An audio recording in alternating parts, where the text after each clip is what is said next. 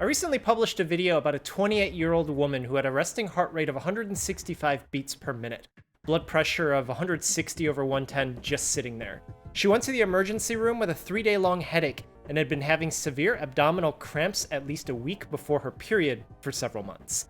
Because she was 28 and everything else looked fine, they did the tests and there was nothing from those that indicated that something was wrong. She was told that she had anxiety, but she didn't have anxiety. The one test that they didn't do, that was looking directly at images from her abdomen, would reveal what was wrong with her. And when they figured out what she had, they also couldn't believe it because medical literature has pondered for a long time now if it even exists. Link to that video is in the description below. This is the behind the scenes. This video took me 6 months to make. Back in November of 2022, I was visiting my good friend, Dr. Pavlos Msaouel, who saw a patient with something so rare that it's said to not exist. He's a physician scientist, and the research part of his work dives into these rare, or were thought to be rare at one point, ailments. When something is this rare, no one knows how to treat it, but if you have an idea of the underlying biology and can have an idea of how certain medicines work, you can then draw on the example of a somewhat similar ailment, and then you could make a guess as to which medicine could work. And that's exactly what he did with this patient, except he was not the first person that she saw for her medical problem. So that's one perspective. But then I was introduced to the patient, so I had another, more detailed perspective because the person who actually lived through the ordeal would tell me about it from her perspective, leaving me as not only an intermediary, but also an interpreter to how I could represent the case for people to watch in a Chubby Emu video.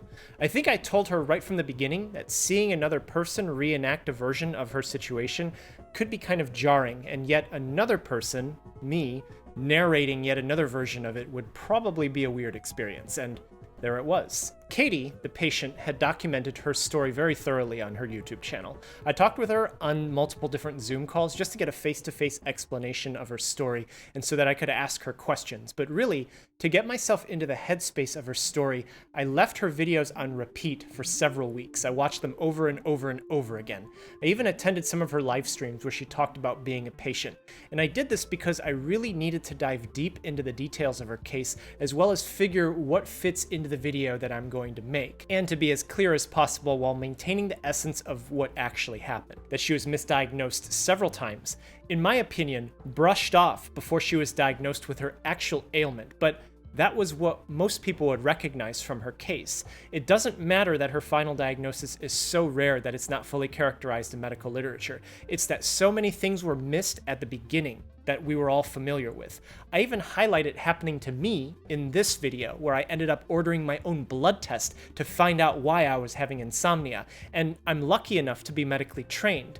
Most people aren't, so they just keep going through the same thing over and over again with different people telling them a slightly different version of the same thing, that nothing else is really wrong. Pre-production of this video is all the simple stuff. Writing an outline of her case, checking that outline with her, writing down what I want to say to match up with what she said, and it's here where if you listen to her entire recount of her story, you'll notice that I took some parts of it out. They were relevant, but too many details back and forth gets confusing very quick. When she was getting evaluated for surgery at the National Cancer Institute, her pathology samples were supposed to be sent to Washington, D.C. Instead, after waiting several weeks, she found out that they were in Montana. For this video, I didn't know how to recreate all the outpatient physician's visits that Katie had. Where I physically am right now, there aren't very many medical offices where I could easily film, nor do I know that many people who would be cool with me filming in their office. Fun fact, filming at hospitals is almost always a no-no because of patient privacy. So I looked into green screen opportunities. That probably wasn't going to work out for more complex scenes. I also tried looking for an LED wall background, but I couldn't get adequate testing time within budget, so that was also not an option. So I was out of luck. Or was I? A local county health department was moving offices, and they were looking to get rid of a bunch of stuff. Someone local had told me about this, so I went in person to check it out. People are almost always much nicer if you show up in person. Not always, but a lot of the time they are. And guess what? I was able to get most of the equipment that I needed in order to recreate an outpatient office, exam table, blood pressure monitors, diagrams, thermometer, scales, you name it. All I needed now were actors for the reenactment, assistant to help on the day of, and we're off to the races. It's here that I had to decide on what equipment that I would need. I have these Zeiss lenses on loan from my friends who are out of the country at the moment. I have these fancy lights. The one caveat with all this is that at least the camera is going to need to come with me to Texas. More on that later. There were 2 filming days with the actors. The person who played Katie, her name is Joanna, has been in my other videos before. She's so much fun to work with and is active locally to her community as well as in theater all around the world. The person who played as Dr. Msaouel is often the lead role in my other videos, a formerly trained actor from Los Angeles. There's some true character development here. There were a couple different locations where we filmed Joanna over the 2 days of shooting. If we had gone with the LED wall, it would have been just inside that studio, which would have saved me some time because then I wouldn't have had to move all that stuff back and forth. But I'm not entirely sure how I would have pulled that off because you would need more pictures for the backgrounds on that wall. It's not too much different from green screening it, but I knew if I did it that way, it would be too distracting because it wouldn't look good at all, and I probably would have missed a whole lot of stuff.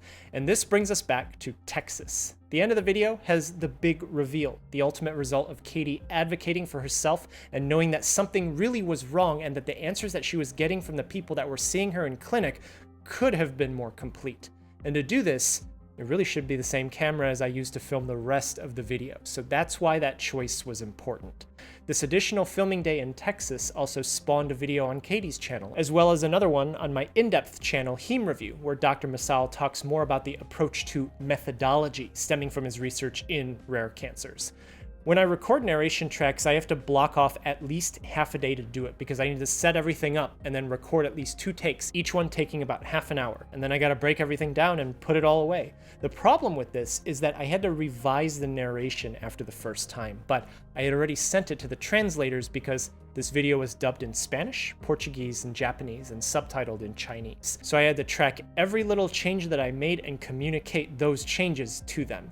If you've ever made a video and you write down what you're going to say in advance, you'll notice that what you write reads a certain way. Then it sounds a different way when you narrate it, and the final product put together looks entirely different than what's originally imagined. It's always striking to me to see a final video because it's always different than how I had pictured it in my head before I even started working on it. With recording a narration, you have to have the idea that what you say can be misunderstood or misconstrued, so then you have to revise it.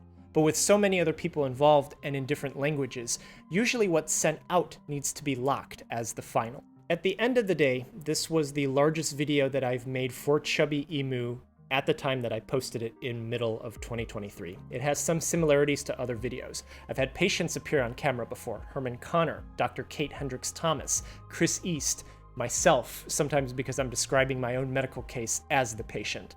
I've also had Dr. Msaouel in videos before too.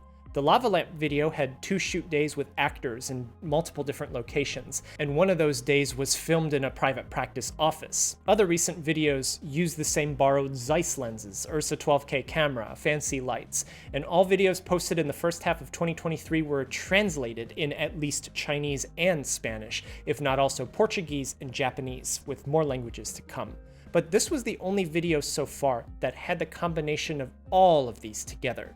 I think it turned out great. The analytics right at the time of posting don't agree with that, and for some reason that's across all of the platforms, but I can't control how some video performs in a recommendation algorithm. I think this is one of the most complete videos that I've made up to my capabilities at this point, which is something that I can control, and no metrics, bad or good, are going to change that fact from everyone who contributed to this project. In my experience, it should pick up later in the future. Hope you enjoyed this behind the scenes. Take care of yourself and be well.